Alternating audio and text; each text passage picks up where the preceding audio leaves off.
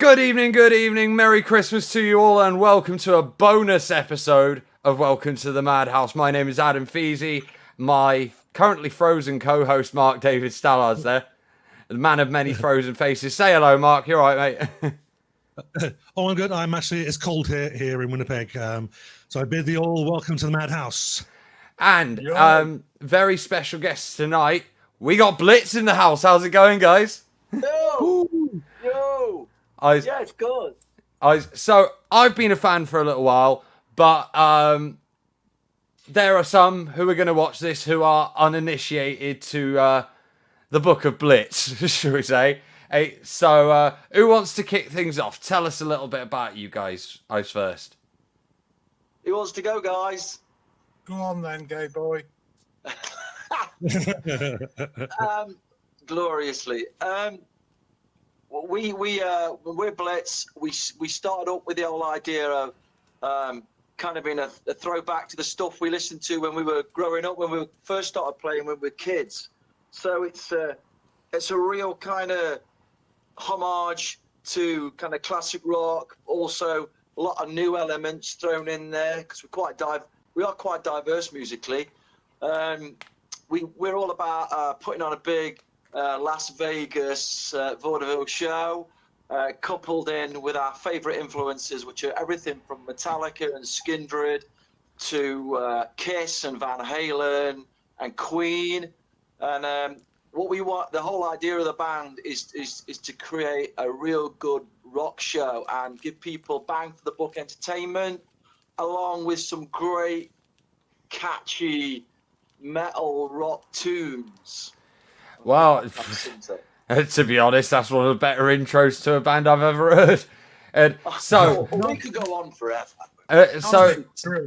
Again, for the uninitiated, who plays what? I'm Stuart. I'm lead vocals and bass. I'm Kev, and I play lead guitar, the rhythm guitar, and anything in between. Occasional key player, eh, Kev? Keyboards, bass.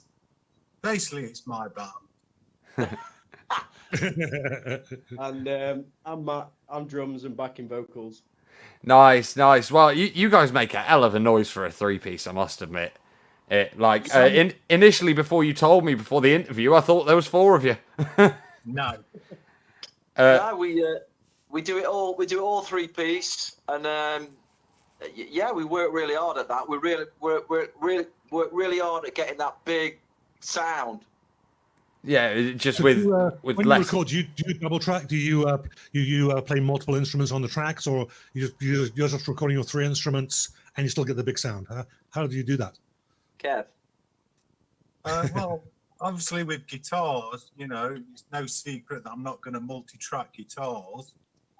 But I do have pedals live that do create what I double track anyway. So I don't think I'm cheating in any way, and I think most bands do that in the studio. Yeah. Easily. Yeah, for sure. Easily. Because it does sound like you've got maybe a five or even a six-piece there from the what I was listening to. So well done. Yeah, Kev's a big fan of Brian May, and he is a big. He does use the harmony pedal for a lot of double-up guitars that we do live. Can I say that, Kev? Oh yeah. Hey, we always dive into like some of the slightly more technical aspects of any band on this show. So obviously this year's been a little bit on the strange side, but you guys have still been pumping out music. Like, what's that been like, considering you can't really get together as such and do it? Kev, Matt. Technology does move on, and with the recording a full song in a bedroom on a laptop, you can send files via WeTransfer. So really, it's easier to record now than it ever was, and that's what we use, and we use the technology well, and that's how we recorded We're All Right. It was done all separate, different houses, and I put it together, and we put that video out, as you've probably seen it. Yeah, I have. We got hundreds of people to send in pictures, from Australia, New Zealand, Japan, Korea, the USA, Canada, South America, Brazil, UK. They all joined in.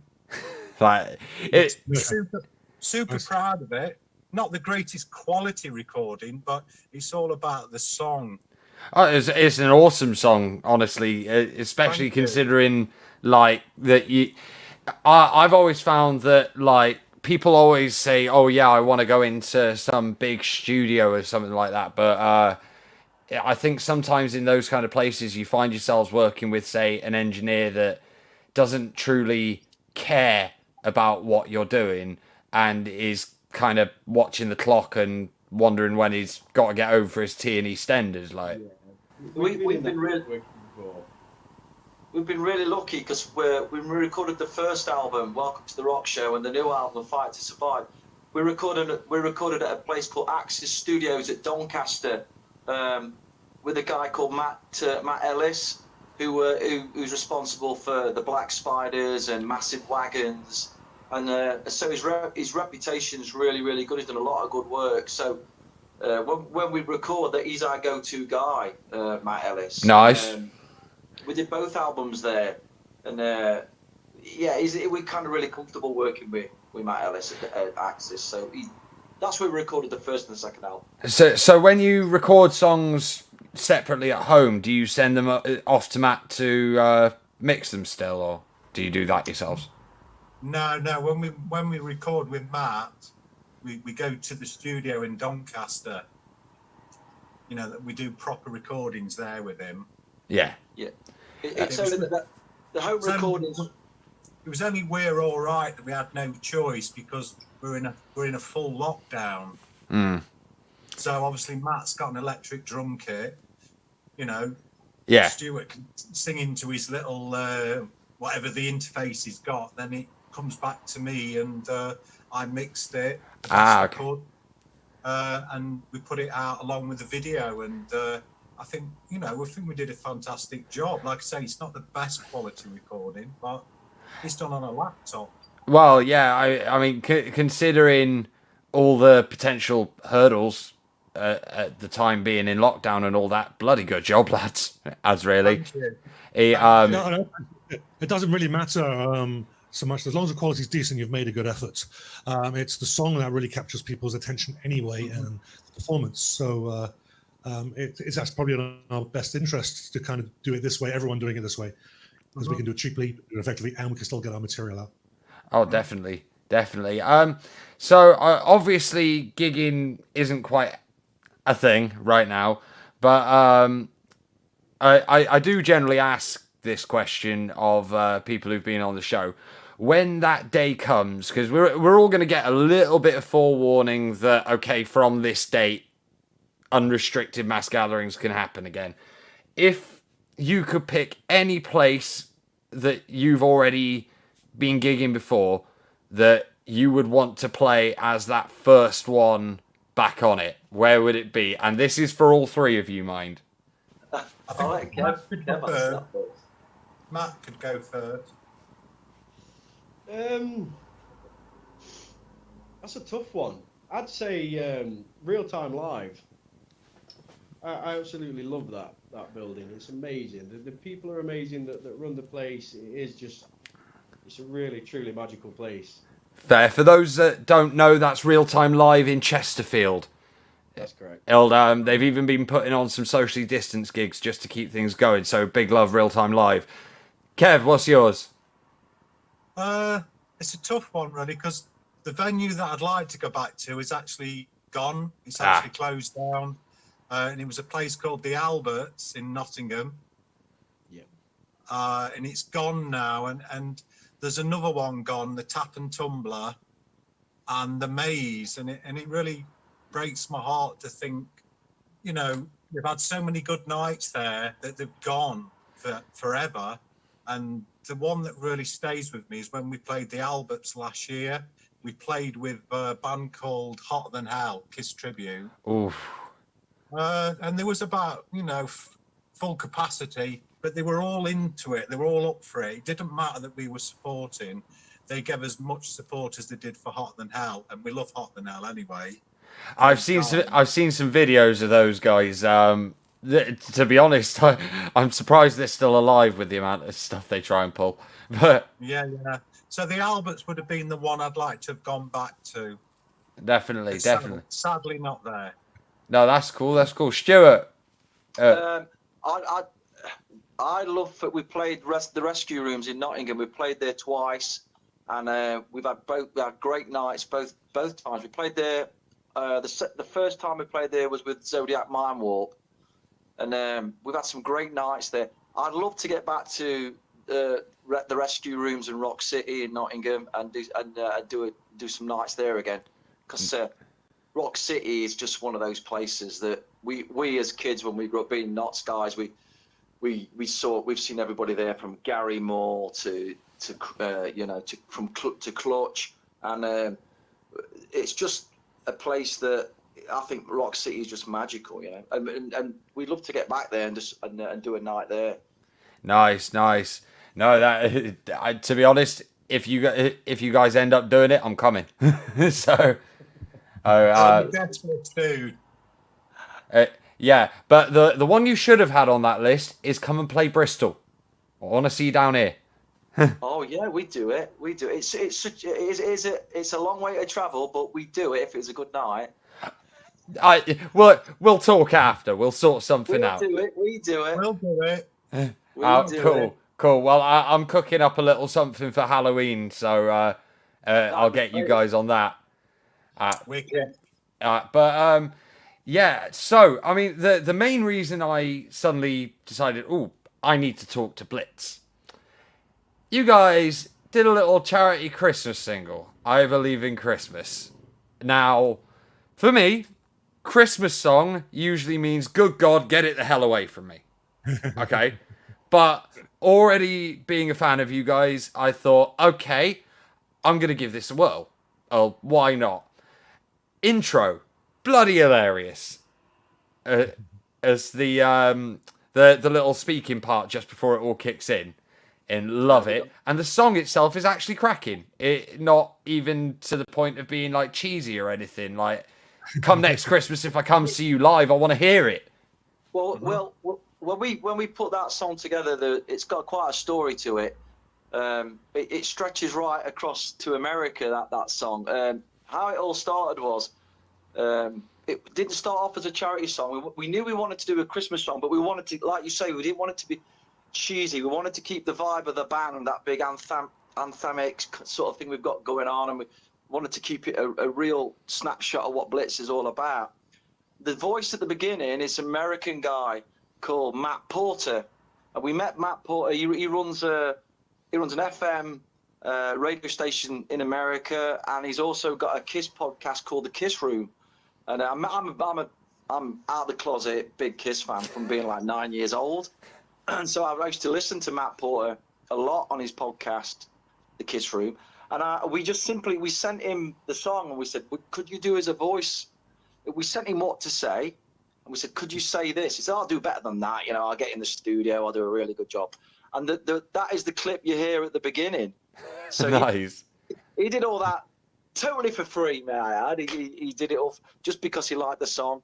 And the voice at the end, the little girl at the end, that is one of Matt's daughters, Evie, and she did the voiceover at the end. So the song, the whole idea of the song was you've got Wizard and you've got Slade, who, when you listen to those kind of songs, Christmas songs, they never seem to sell out. They seem to stay true to the sound of the band, and that's what we aimed for. We aimed to stay true to the BlitZ sound, really. And the other part of the story is 4J&P, who manages, they decided, well, we talked about it, and Craig, the main guy, he said, Jonathan, he's got 3 names, this guy. It's really...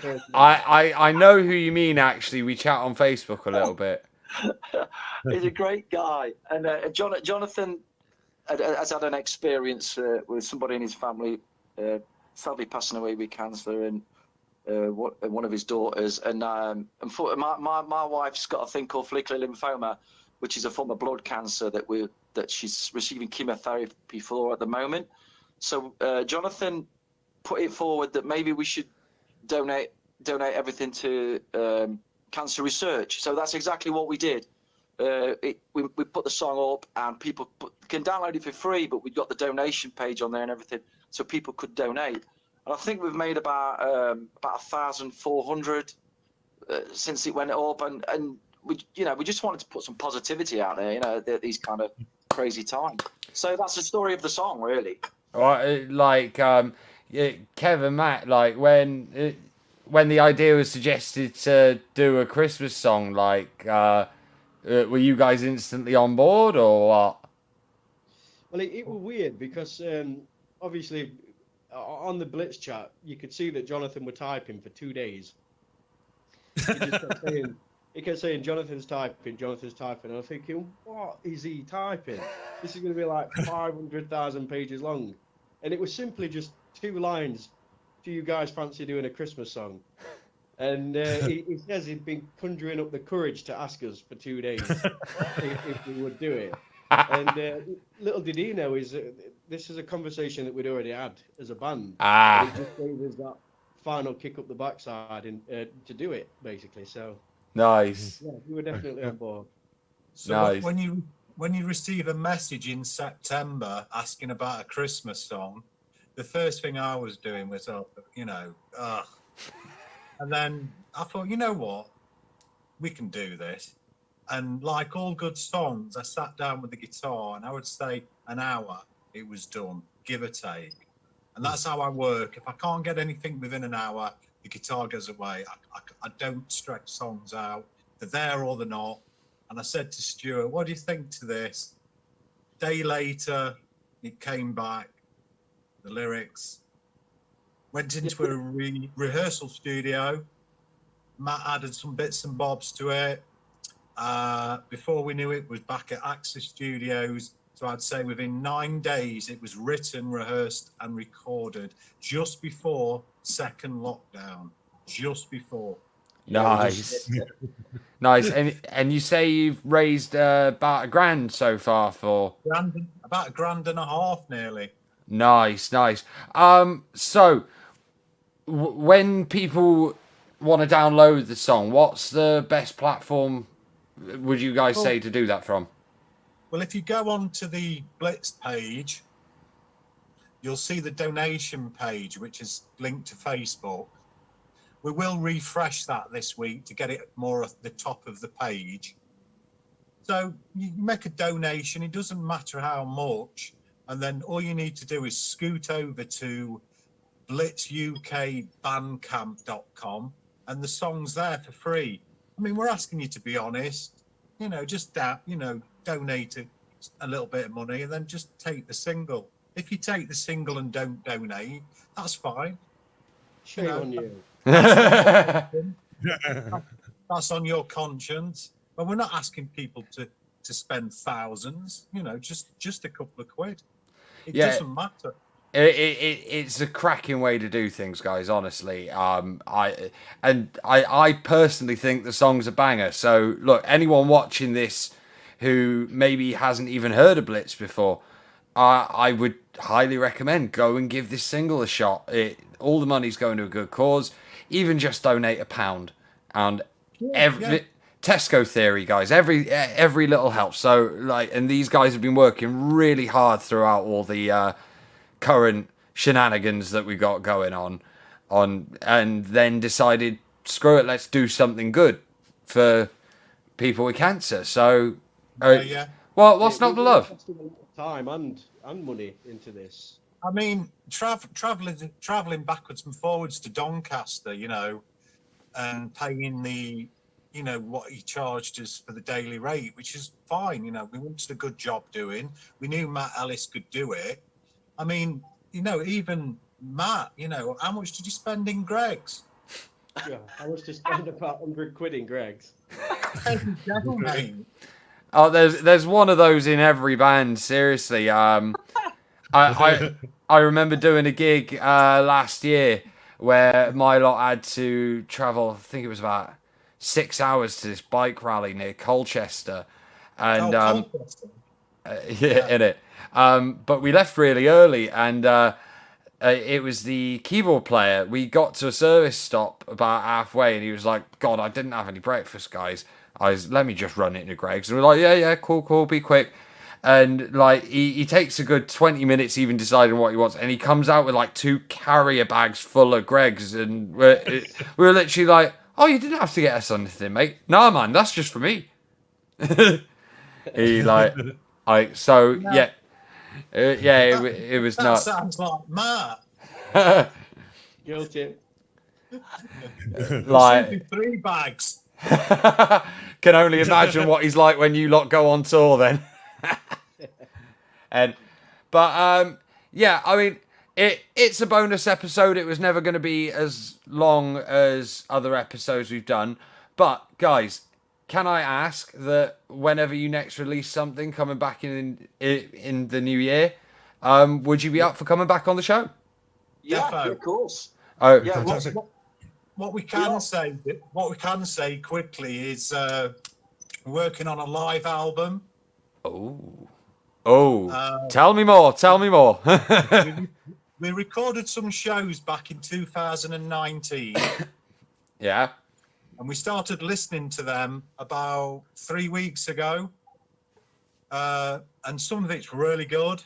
So what we're thinking of doing next year, hopefully, we're going to record some gigs in 2021, because obviously we need to play stuff off the new album.